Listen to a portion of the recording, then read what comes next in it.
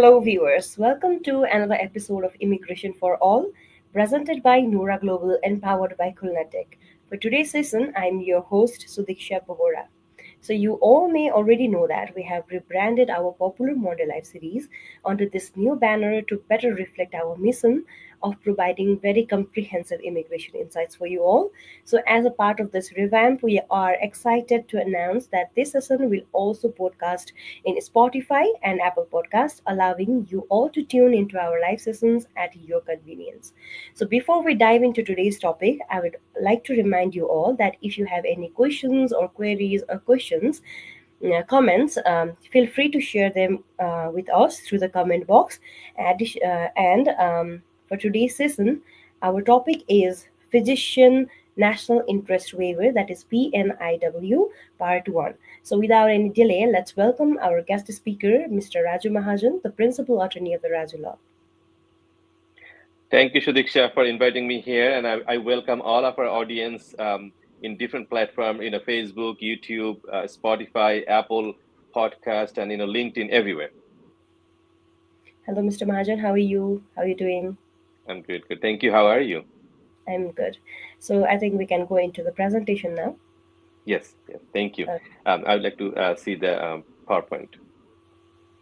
All right. Thank you very much. As you already know that the topic for our presentation today is Physician National Interest Waiver, PNIW, and today is the part 1.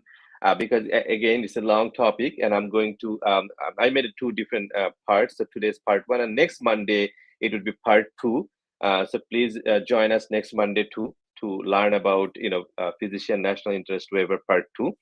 And again, we primarily broadcast in YouTube, but at the same time, we are also doing broadcast in LinkedIn and Facebook, and also the audio version is going to be available in Spotify and Apple Podcast as an audio version. So even though I'm sharing my PowerPoint in video, but you're not going to miss anything. Everything that I show in PowerPoint, I will tell that, so our audio listeners will not miss anything.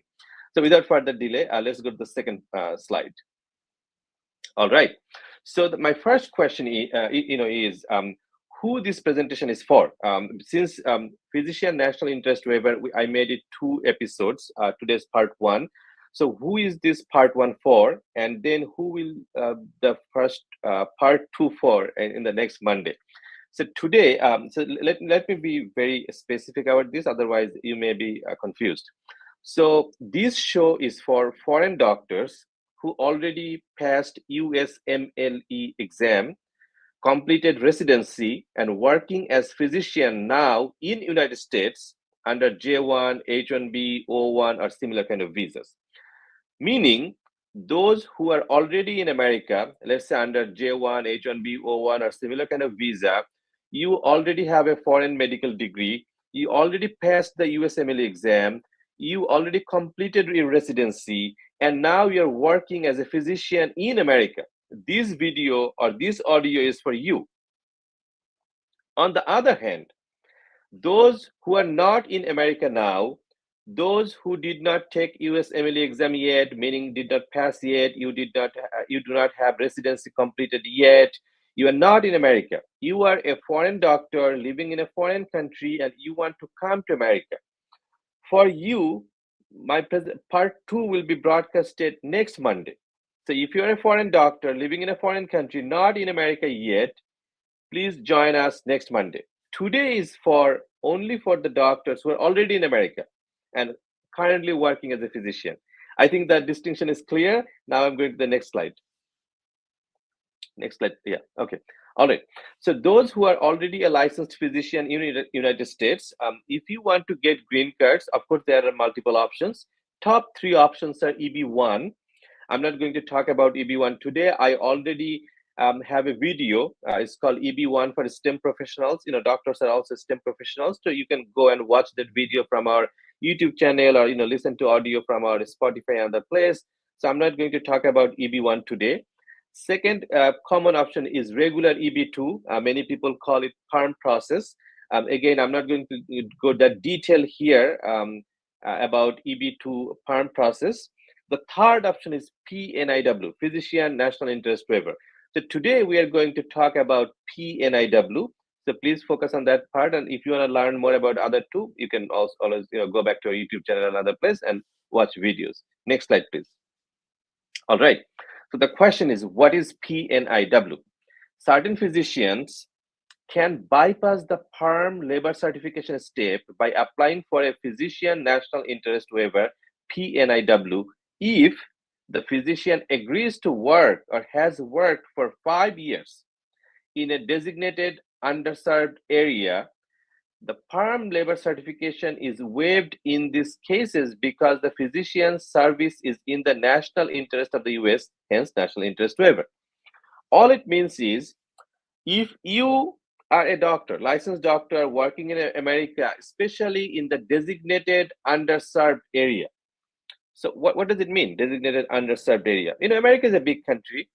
There are big cities like New York City, Los Angeles, Dallas, Houston, all the big cities. There's a lot of people, a lot of doctors. They like to stay in the in the big city because life standard is better in big cities. However, America has a lot of rural areas, a lot of very poor rural areas. Communication is not as good, and also living standard is not as high as big cities. So many doctors, they do not want to go to those areas and treat patients in those underserved areas. And US government, they defined what is underserved areas, in which areas there is less healthcare professionals. So if you want to know which area there's a demand, which areas are designated underserved area, you can just Google it.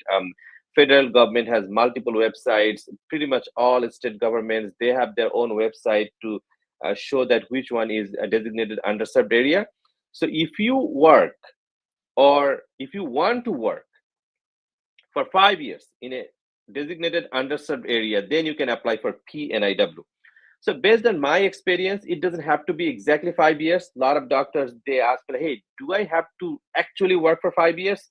I mean, 5 years is kind of like a arbitrary number. It's not like a fixed number. We can definitely work with that. If you work 3 years, that's probably okay. It depends on case by case, but it must be a designated underserved area, and you need to work for a certain period of time. It's not that, hey, I'm going there, getting green card, and after 6 months I'm leaving. You cannot do that. In that case, this PNIW application will be approved. So the benefits are, a PERM process is a long process. There's a long waiting period for PERM. Usually it takes 3 to 4 years. On the other hand, PNIW is comparatively faster. You can apply by yourself. You do not need a sponsorship from a hospital or any healthcare provider. So those are the benefits. And of course, on the other hand, you have to go and work for a designated underserved area for at least 3 to 5 years. And then you can get the green card. So these are the perks of applying for PNIW. Of course, I'm going to talk more in the next slides, but this is kind of like the overview. Next slide, please. All right. Because of COVID-19 and also huge shortage of US medical staffs and urgent need as expressed by the American Medical Association, physicians having the following eligibility are encouraged to explore PNIW. So these are the eligibility requirements. If you meet these eligibility requirements, then you can apply for PNIW. Number one, you must work full-time in a clinical practice. What does it mean, clinical practice? Let me explain. So a lot of doctors, even though they have a medical degree, they are more involved in like a teaching profession. So let's say they are a faculty member of a medical school, or a lot of them, they are in a research field. Let's say you're working for a CDC or some other federal agency as a researcher. Then you are not qualified for PNIW. You must be a clinical practitioner, meaning you must actually treat patients. Then you'll qualify for PNIW. For most physicians, NIW cases, the required period of service is 5 years. As I said, it doesn't have to be 100% 5 years, but it's good to have 5 years. So these are the eligibility requirements. Next slide, please. All right, number two, eligibility number two, you must work in a field where there is need, meaning Let's say designated under, so let's say Kentucky, the state of Kentucky has a designated underserved area, and there is a huge demand for, or let's say cancer doctors. There's a lot of cancer patients in this area, and they said we are in demand for cancer treating doctors, like an oncologist. In that case, you have to practice oncology in that area. If you practice other kind of, let's say if you're like a family medicine practitioner, then you cannot apply for a PNIW, meaning you must work in a field where there is a need in that specific designated area. If you do not meet the requirement, then you cannot apply for PNIW. Number 3 requirement, you must serve either in a health professional shortage area. As I said, the short form is HPSA. And also, again, if you just Google it, health professional shortage area in the US, you will just get a lot of information. I intentionally did not put all this information here because otherwise this presentation would be like 1 hour, 2 hours long. All these are very easy to get. If you just Google it, you'll find it. Just Google health professional shortage area, you'll have a better idea of which area I'm talking about. Also, mental health professional area, MHPSA. Again, you can Google it. For this one is for only psychiatrist only. There's a huge demand for psychiatrists in America. Mental health is a big issue, and many states, especially rural states, they have a lot of patients, and they're really in shortage of doctors. So this is another field PNIW applications can meet the demand. A medically underserved area, as I said, MUA, you can also Google it, you will get the idea, or a veterans affairs facilities, or for specialists in a physician scarcity area, PSA. So veteran affairs facilities also another thing. I'm pretty sure you already know about these, but let me tell you, a lot of US people, they're in military, and those who are in military because they participated in a war or some other reason, they have a lot of health condition issues. And there's many veteran affairs facilities, meaning veteran hospitals in rural America. So if you can work for a rural hospital veteran affairs facility, then you can also apply for PNIW. So these are the common areas. And again, it doesn't have to be exactly these. It depends on case by case. Sometimes we can figure out some other areas that is not mentioned here, but you can qualify for PNIW. Number 4th, criteria is you must obtain a statement from a federal agency or a state department of health that has knowledge of your qualifications as a physician and that state your work is in the public interest. This statement is known as a attestation. All it means is, you must get a letter from either a federal agency or a state department of health, and they will confirm that yes, you are a licensed physician, you have a medical degree, you have residency, and everything is done, and also you're working for that designated area. It must be confirmed either by a federal agency or a state agency. Without a specific letter from federal agency or a state agency, it's kind of very difficult. Sometimes, because of some challenges, some of our clients, they cannot get this letter from federal agency or a state agency. In that case, we say that please get a letter from your supervisor, your boss, your HR, and mention that all these things are mentioned in your employment letter. In that case, it works sometimes, but it's not as strong as if you can get a letter from any federal agency or state health agency. So those are the stronger. In case if you cannot get it, don't worry, there are other options, but those are the stronger evidence for PNIW applications. Next slide, please. All right. Now the question is, what are the steps under PNIW? It's very similar like NIW applications. The first one is I-140. The second one is I-485. Again, most of the talks about I-140 and sorry for the interruption. I think you guys can see me. 1 second. Most of the steps are very similar, like regular NIW. But a physician, sorry for the interruption, I got a call. The regular I-140 is pretty similar like regular I-140. I-485 is pretty similar like I-485. Of course, for PNIW, there are some additional evidences, additional information we add, but other than that, it's very state. Next slide, please. All right, so let me give you some important notes here. And again, I'm talking about North Carolina Office of Rural Health and Communities. It's called NCORH, but it doesn't have to be North Carolina. It can be any state. It can be West Virginia, it can be Kentucky, it can be Maryland, it can be any state. So here I'm just talking about North Carolina as an example. The North Carolina Office of Rural Health and Community, NCORH, conducts periodic monitoring for PNIWs. Of course, the federal, the state agency, they will do the monitoring. They need to do the monitoring. The physician and sponsoring employer are responsible for submitting a statement of service form to the NCORH each year. Wow, yeah, see, it's very strict, and they should be strict. Yeah, each state regional agency has varying reporting requirements, which is true. So whatever the state agency, they have their own requirements, and you have to follow those requirements to make sure that you comply all the employment conditions, so that your PNIW application is approved. Next slide, please. All right, it is possible to change work sites for PNIW beneficiaries, but health professional shortage area, HPSA, and NCORH, or the applicable state agency must also be notified in writing at least 30 days in advance of the change. Note, an amended I-140 petition may also be recommended. The change should ideally be to another HSPA or MUA.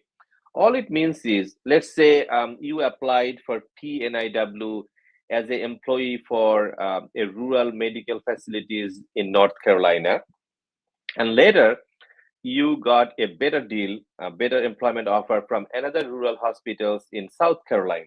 You can definitely transfer it. There is no problem. You can transfer your PNIW application to one hospital to another hospital, one state to another state, one agency to another agency. There is no problem. However, you must notify your original employer that, hey, I'm going to move from one place to another place, and it must be written in at least 30 days in advance. And a amended I-140 application is recommended. However, it's not necessary. I saw some cases where we did not need to submit I-140 petition because the job and the area and everything was pretty similar. So it was kind of like not necessary, but you can definitely do it. It's of course good to submit an amended I-140 application. And the change should ideally be to another HSPA or MU area, meaning where there's a demand and which is a designated area. Next slide, please. All right. When the physician's priority date is current, USCIS will not adjudicate, issue the green card until the physician has proven that they have also completed their 5 years of service under the PNIW. Proof required, W-2s, verification letters, tax returns, pay stubs, etc., showing employer dates, work site it is. Again, these are not strictly followed. I saw that a lot of physicians, they applied for PNIW, they got it approved within 2 or 3 years, and after that they moved to a big city. That is okay, but ideally, you need to work for at least 2-3 years. The best case is 5 years, and ideally you may need to stay there for 5 years. But sometimes there are some exceptional situations. I saw 2 years. I saw especially one case. They were able to transfer from the rural area to city after 2 years. But that's the kind of like exceptional situation. In general, you need to stay there for 3 to 5 years. Next slide, please. All right. That was our presentation today. So before I summarize, before I conclude our presentation today, let me summarize. If you are a physician, if you're a licensed physician here in America, if you are working in a underserved area, or if you want to apply for work in an underserved area, you can apply for NIW as a PNIW, and you can get it approved way easier than EB1A or regular EB2. All you have to say that you're going to work in an underserved area. It's comparatively easy, but you have to stay there for at least 2 years, in most cases 3 to 5 years in that underserved area. And after getting green card, of course, you can move to big city where you want to go. That was my presentation today. Thank you very much. Let's go back to 𝐏𝐡𝐲𝐬𝐢𝐜𝐬𝐜. Thank you, Mr. Mahajan. That was really a very good presentation. So I think there are some comments or questions in the comment box. So let's go to it, I think. Um, so the first one is, although different, assume I am in the USA with B1, B2. Upon receiving I-140, I-485, and E-80, if I get I-131 approval, can I and my family travel to Bangladesh and come back to USA with advance parole? Or it's risky, or do I need to take any further thing from the USA Embassy in Bangladesh? No, you do not need anything else. If you have a approved I-131, meaning advanced parole, you can safely travel to Bangladesh or any country in the world. You can come back. However, just remember one thing: you are not coming back, under just I-485. You have to have a valid visa. So let's say you are in F1 visa, or if you are in the H-1B visa or something.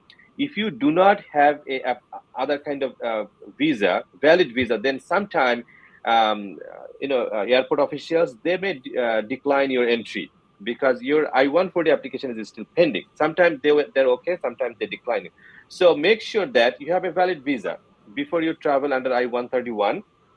However, if you have a I-131, you can easily go and come back. There's no problem. Even if you, let's say you applied for I-131 advanced parole and it's not approved yet. However, there's an emergency situation in your home country and you need to go there. You can apply for emergency travel document. It's a totally separate application. In general, you can get it approved within 7 to 10 days. There's USCIS field office near you, wherever you are. There's field office. You can apply for emergency travel document, and you can travel under emergency travel document if you do not have a I-131 approved. However, if you have I-131 approved, definitely you can travel without any problem. Okay, thank you. So the next question I see is, Sir, I'm practicing advocate at Dhaka Judge Court and have 22 years of corporate experience as finance and tax professional in various organizations. Would you please give me an opportunity to work with you? Okay, this is not a question. This is just a Yeah. okay. Yeah. Well, but let me tell. So yes, we hire folks all over the world, and we publish hiring advertisement pretty often. So anytime we publish any advertisement for hiring, we clearly mention how to apply, what are the requirements. If you meet the requirements, please go ahead apply. And we have a hiring board, hiring committee. They will check if you qualify. Definitely, we may hire you. But yeah, it's not a question. I'm not going to answer it here because it's not a question, but we hire periodically. Please feel free to apply, and if you meet the requirements, why not? We'll definitely check your qualification. Yes, so sorry, that was not a question. That was just a query of a person. So of course, when the vacancy is open, you can see it in the website or links or anything like that. Okay, so I think with that, our question and answer session ends because there are no any other further questions. And thank you, Mr. Mahajan, for answering all the questions. I think you have addressed everything. And thanks to everyone for participating. Anything you want to conclude, Mr. Mahajan? No, thank you very much, Sudiksha. And we have a weekly news update. So after our session today, we're going to show that. So please stay with us. Our audience, please stay with us. We're going to share the weekly news update. And again, next Monday, I'm going to talk about physician national interest waiver for the folks who are not in America. Those who are in a foreign country, have a medical degree. If you want to come to America under NIW, I'm going to talk about that next Monday. So please join with us next Monday, same time. Okay, so thank you so much, Mr. Mahajan, for your valuable time. Okay, so thank you everyone for participating. So, dear audience, thank you so much for attending. As Mr. Mahajan said, after this, we'll show you the weekly news update of the immigration news. And next week, we will have another live session scheduled during the same time. That is 11 a.m. EST, that is Eastern Standard Time, and Bangladesh time, we have 10 p.m. And if anyone is watching from Nepal Standard Time, we have 9:45 p.m. Till then, everyone, have a great week. Thank you.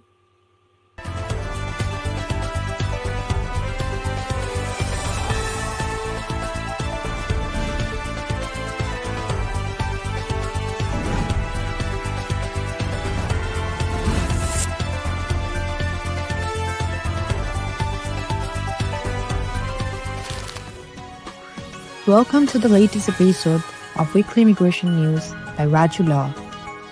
This week, we brought to you 4 latest developments in the immigration arena. Let's start with the headlines. It was set to publish revised Form I-129. Revision to Form G325A. Exchange Visitor Skills List updated in Federal Register. Changes to defensive asylum biometrics. Let's get into details. USCIS will release a revised Form I-129 on January 17, 2025, incorporating updates from the H-1B and H-2 modernization rules. The new 17 January 2025 edition will replace the 4 January 2024 version, with no grace period for transitioning. Petitions using the 4 January 2024 edition will be rejected starting January 17, 2025. A preview of the updated form and instructions is available, but submissions using the new edition will only be accepted on or after the effective date. Next up, USCIS will release a revised Form G325A on January 6, 2025, with the edition date 24 October 2024. Starting February 5, 2025, only this edition will be accepted. Updates include options to request employment authorization and a social security number directly on the form. Non-citizens must pay the Form I-765 fee or request a fee waiver, with no refunds for denied deferred action requests. The form now includes space to explain requests, removing the need for a separate written statement.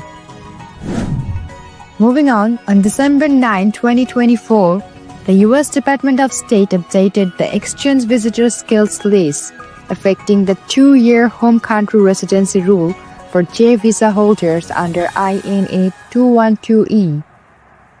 Visitors whose countries are no longer on the list are exempt unless funded by governments or in U.S. graduate medical training. Pending TS-3035 applications will be reviewed and affected applications will be notified. Finally, as of December 16, 2024, asylum seekers in Immigration Court no longer need to mail the first 3 pages of Form I-589 to USCIS. Department of Homeland Security will reuse previously captured biometrics for most applicants, scheduling appointments only when necessary. USCIS will identify individuals requiring biometrics via EOIR data and notify them through appointment notices sent to the address on file.